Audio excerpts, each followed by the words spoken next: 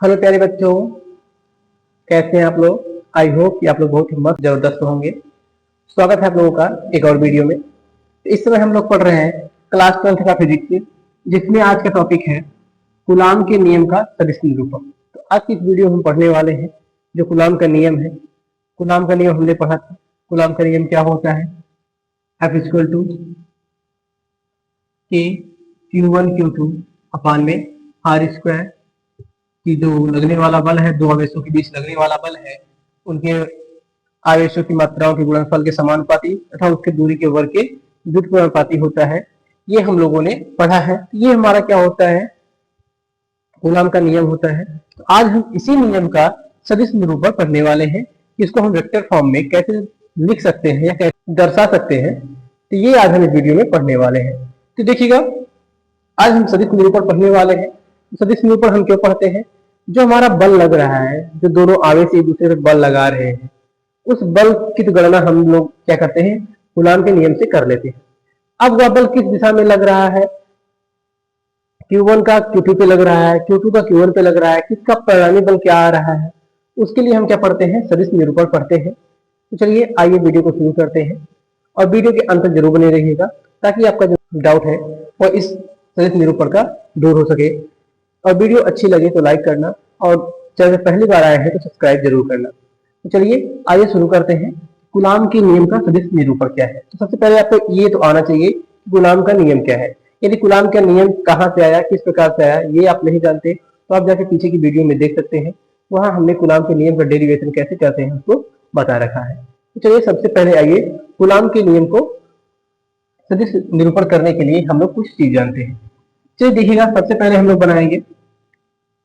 देखिएगा, हमने ये बनाया, ये क्या है? एक्सिस है। क्या है ये? एक्सिस है। ये एक्स एक्सिस, ये क्या है? Y axis. तो मान लेते हैं जो ये एक्स वाई का एक्सिस, एक्स वाई एक्सिस है, ये यहाँ क्या होता है? ओ होता है, अर्थात ओरिजिन होता है। तो इस एक्स वाई एक्सिस में दो बिंदु आवेश हैं, दो बिंदु आवेश हैं, जिसका एक का नाम क्या है? Q1 है, और दूसरे का नाम क्या है? Q2 है। पहले का नाम क्या है? Q1 है, दूसरे का नाम क्या है? Q2 है। ध्यान दीजिएगा, दो बिंदु आवेश हैं जो एक्स वाई एक्सिस में क्या है? रखे गए हैं, जिसका पहले का नाम क्या है? Q1 है, दूसरे का नाम क्या है? Q2 है। तो देखिएगा, जो Q1 की स्थिति है, मूल बिंदु से Q1 की स्थिति क्या है? इसको दर्शाने के लिए हमने क्या किया? एक वेक्टर खींचा, एक वेक्टर खींचा गया जिसका नाम क्या है? R1 vector. क्या नाम है इसका? R1 वेक्टर, जो क्या कर रहा है? Q1 की स्थिति को दर्शा रहा है। बस आपको ध्यान रखना है कि बातों को समझना है। ये जो टॉपिक्स है छोटे छोटे, इन्हीं को आप समझ गए तो कूलाम का जो नियम का सदिश निरूपण है ये कुछ है नहीं। बस आपको ये चीजें समझना जरूरी है। तो देखिएगा, जो Q1 है, Q1 के लिए हमने क्या किया? मूल बिंदु से एक वेक्टर खींचा जिसका नाम क्या रखा? R1 रखा। क्या रखा नाम? R1 रखा। इसी प्रकार से Q2 के लिए भी हमने क्या किया? एक वेक्टर खींचा, एक सदिश खींचा जिसका नाम क्या हो जाएगा? R2 हो जाएगा। क्या हो गया? R2 vector. तो देखिएगा, R1 वेक्टर किसके लिए है? Q1 के लिए है। R2 वेक्टर किसके लिए है? Q2 के लिए है। तो R1 वेक्टर देखिएगा, R1 वेक्टर क्या है? तो जो R1 है ये क्या है? Q1 का स्थिति सदिश है। क्या है? Q1 का स्थिति सदिश है। अर्थात जो Q1 है वह एक्स वाई एक्सिस में मूल बिंदु से कहाँ स्थित है उसकी स्थिति को बता रहा है। कौन? आपका R1। इसी प्रकार R2 क्या है? R2 क्या है आपका? R2 है Q2 का स्थिति सदिश। R2 क्या है? Q2 का स्थिति सदिश। ध्यान दीजिएगा, हमें बस सदिश के बारे में कुछ जानकारी थोड़ी सी जानना है, जिनके लिए ये पॉइंट्स आपके लिए बहुत महत्वपूर्ण है। यदि आप इन पॉइंटों को जान गए, जो हमने बताया ना कि सदिश निरूपण है, ये चुटकियों का खेल है, तो आप उसे कर ले जाएंगे। तो देखिएगा, R1 क्या है? Q1 का स्थिति सदिश है। R2 क्या है? Q2 का स्थिति सदिश है। स्थिति सदिश का मतलब क्या होता है? कि वह उसकी स्थिति को बताता है, उसकी स्थिति को बताता है कि मूल बिंदु से या ओरिजिन से किस दिशा में स्थित है और कहाँ स्थित है।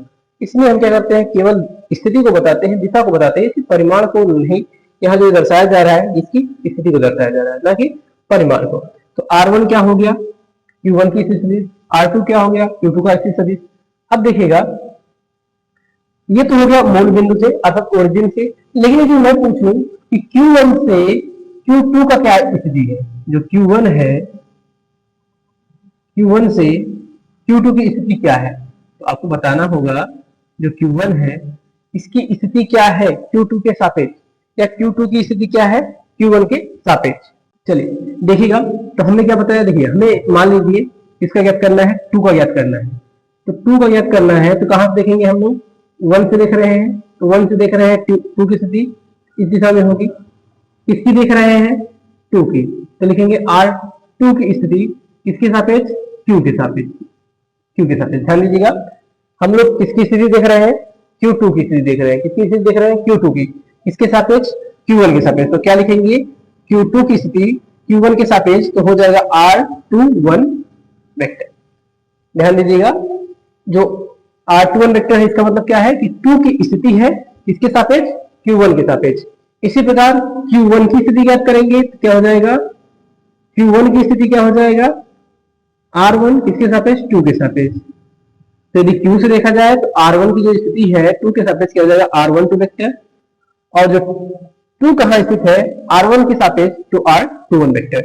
तो इसको नोट करिएगा, क्या हो जाएगा, R21 क्या है आपका, R21 और R12 ये दोनों क्या है, ये है Q2 का स्थिति सदिश, स्थिति सदिश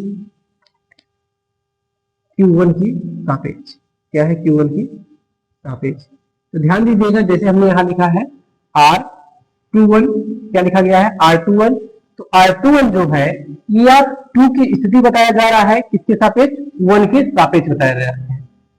2 की स्थिति बताया जा रहा है, किसकी स्थिति, 2 की स्थिति बताई जा रही है किसके सापेक्ष, 1 के सापेक्ष, कि 1 से किस दिशा में है, तो 1 से क्या है आपका, देखिएगा इस मार्ग की दिशा में देखिएगा कि 1 से क्या है, 2 की स्थिति क्या है, जो पास में होता है उसकी स्थिति बताई जाती है, जो पास में होता है उसकी स्थिति बताई जाती है, जो दूर वाला है उसके सापेक्ष। तो क्या हो गया, R21 का Q2 का स्थिति Q1 के सापेक्ष। तो इसी प्रकार क्या हो जाएगा, Q1 का स्थिति सदिश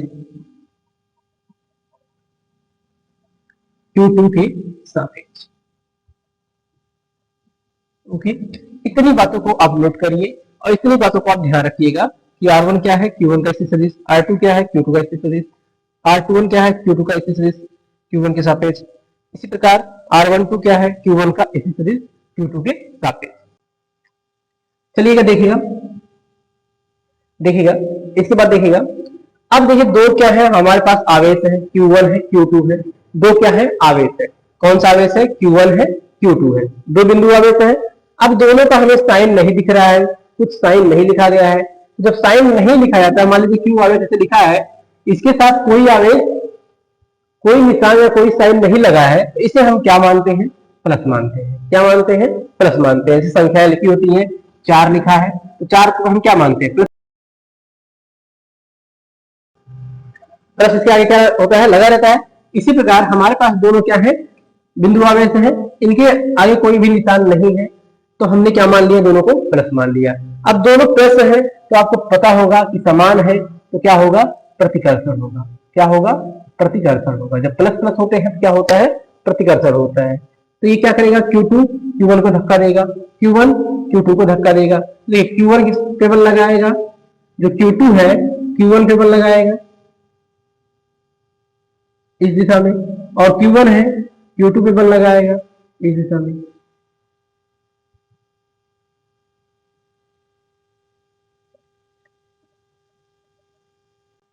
देखिए, तो ये जो बल है, ये बल का नाम क्या होगा, F।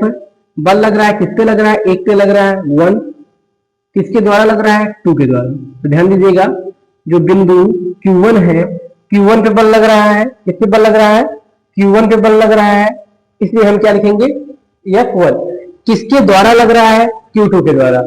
तो Q1 के लिए बल क्या आ जाएगा, F1 पे लगने वाला बल, मतलब Q1 पे लगने वाला बल किसके द्वारा, Q2 के द्वारा। इसे क्या लिखेंगे हम, F12।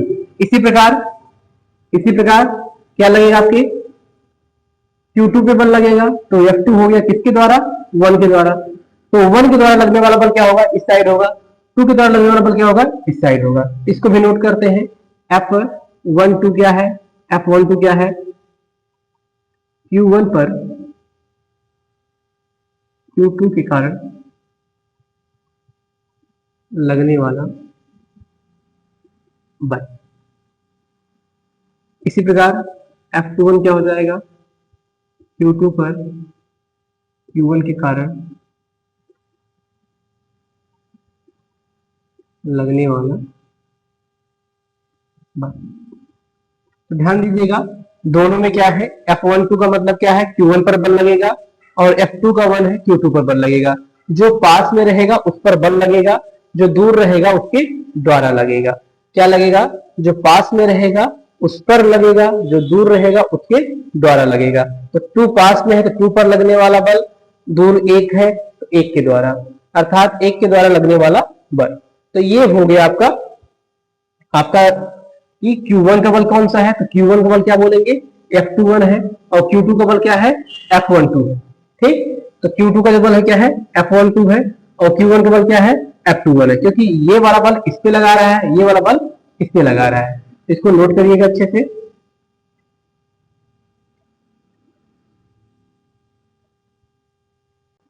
अब इसके बाद क्या करना है, आप लोगों को एक चीज ध्यान रखना है, हमें ज्ञात करना है एकांक सदिश। क्या ज्ञात करना है, एकांक सदिश। इसके बाद हमें क्या ज्ञात करना होता है, एकांक सदिश।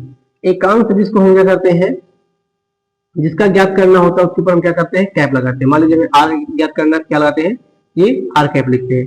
तो एकांक सदिश हम ज्ञात कर रहे हैं। एकांक सदिश क्या करता है, केवल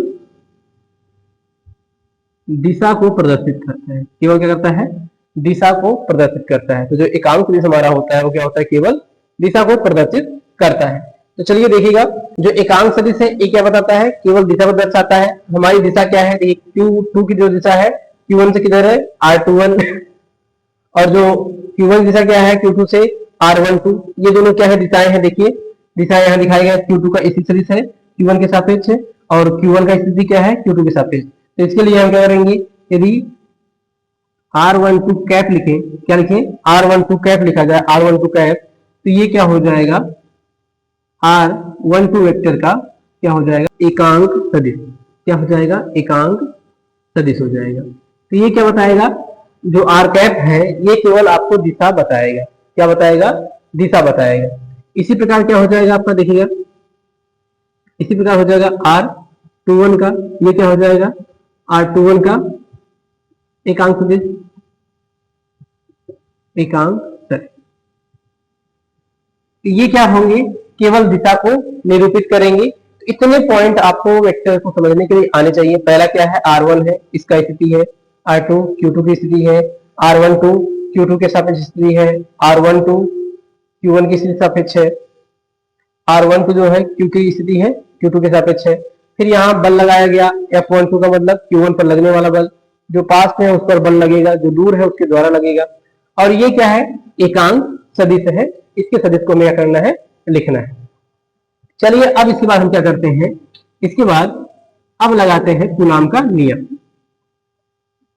कूलाम का नियम, चलिए अब कूलाम का हम नियम प्रयोग करके बलों को निकालते हैं। कूलाम का नियम का प्रयोग करके हम इन दोनों के बीच लगने वाले बलों को निकालेंगे। तो सबसे पहले Q1 पे लगने वाला बल निकालेंगे। तो Q1 पे लगने वाला बल क्या है, F12 है। Q1 पे लगने वाला बल क्या है, F12, किसके द्वारा, 2 के कारण। ये क्या हो जाएगा, K इंटू में Q1 Q2 अपान में क्या होता है, R² होता है। क्या होता है, R²। इसकी दिशा क्या है, R12 है। तो R12 की दिशा के लिए हमने क्या लिख रखा है, R12 का कैप। क्या लिख रखा है, R12 का कैप। ये क्या हो जाएगा आपका, R12 का कैप हो गया। इसे बनाएंगे इक्वेशन नंबर 1।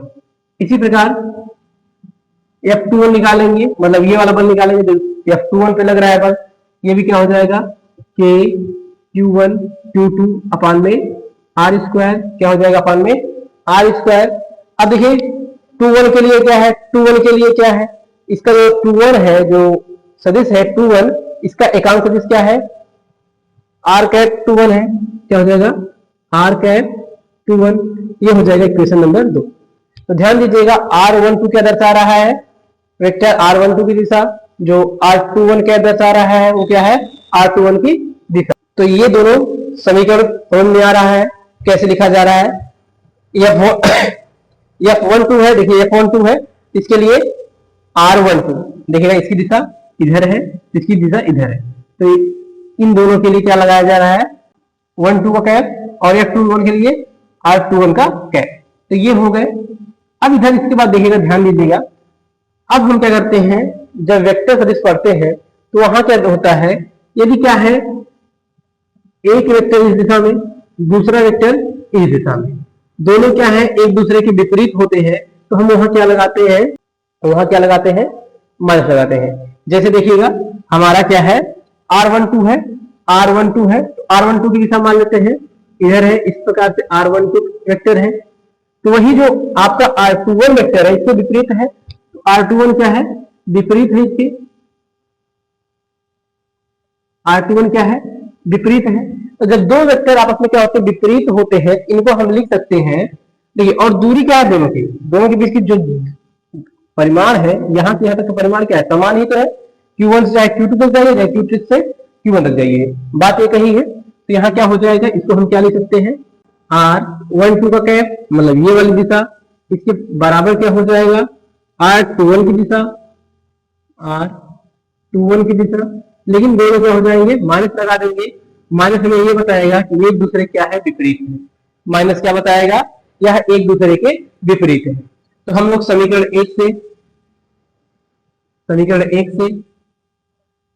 एक में क्या है, देखिए, F12 बराबर के Q1 Q2 अपान R स्क्वायर, अपान में R स्क्वायर है। तो देखिए 12 है, R12 का कैप, तो R12 के कैप के स्थान पर हम क्या लिख सकते हैं, R21 का कैप लिख सकते हैं। R12 का कैप है, इसको हम क्या लिख सकते हैं, R माइनस R21 का कैप लिख सकते हैं। बताइए, यदि हम इसको लिखे हैं समीकरण 1 से, इतना मान तो सेम है, लेकिन 12 बराबर माइनस R21 है, तो हम यहां लिख सकते हैं। अब इसको जरा सही से कर दें, 12, तो क्या माइनस को आगे लिख लिया जाए, K1 Q2 अपान में R स्क्वायर, ये क्या हो गया, R21 का कैप हो गया, क्या हो गया, R21 का कैप हो गया। देखिएगा, K Q1 Q2 अपान R स्क्वायर है, ये माइनस को हमने आगे कर दिया, R21 हो गया। अब समीकरण नंबर 2 को देखिए, देखिए, क्या सेम यही चीजें हैं, तो हम क्या लिख सकते हैं, F12 बराबर माइनस को माइनस रहने देते हैं, और इसका मान, पूरे का मान कितना है, F21 है। तो जो देखिएगा, ये हो गया हमारा F12 बराबर क्या आ गया, F21 माइनस में, और माइनस का साइन क्या दर्शाएगा, एक दूसरे का विपरीत दर्शाएगा। ऐसा नहीं कि माइनस का यहाँ घाटा वाला माइनस नहीं है, माइनस का मतलब एक दूसरे के विपरीत। तो यहाँ से हम कह सकते हैं कूलाम के नियम का इसी सदिश से, कि दोनों आवेशों पे जो लगने वाला बल है वो क्या है, समान है। बल का मान क्या है, समान है, लेकिन एक दूसरे को क्या कर रहे हैं, विपरीत दिशा में धक्का दे रहे हैं। तो यहाँ F12 बराबर क्या आ गया आपका, माइनस F21। इससे क्या निष्कर्ष निकलता है कि दोनों लगने वाले बल क्या है, आपके बराबर है, परंतु एक दूसरे को विपरीत दिशा में धक्का दे रहे हैं। तो ये क्या है आपका, देखिएगा, जो कूलाम के नियम का सदिश निरूपण है, यही दोनों समीकरण 1 और जो 2 है, जो समीकरण 1 और 2 है, यही सदिश निरूपण है। क्या है, सदिश निरूपण है। जो 1 और 2 क्या है, यही सदिश निरूपण है, इस सदिश के रूप में ले दिया, सदिश निरूपण है। इसके बाद हमने इसको आगे बढ़ाया तो क्या आया, F12 आया बराबर माइनस F21 आया। यहाँ क्या मिल रहा है हमें, कि लगने वाले जो परिणामी बल है वो क्या है, समान है, परंतु दिशा में क्या है, एक दूसरे के विपरीत है। तो ये है कूलाम के नियम का सदिश निरूपण, इसे नोट कर लीजिए।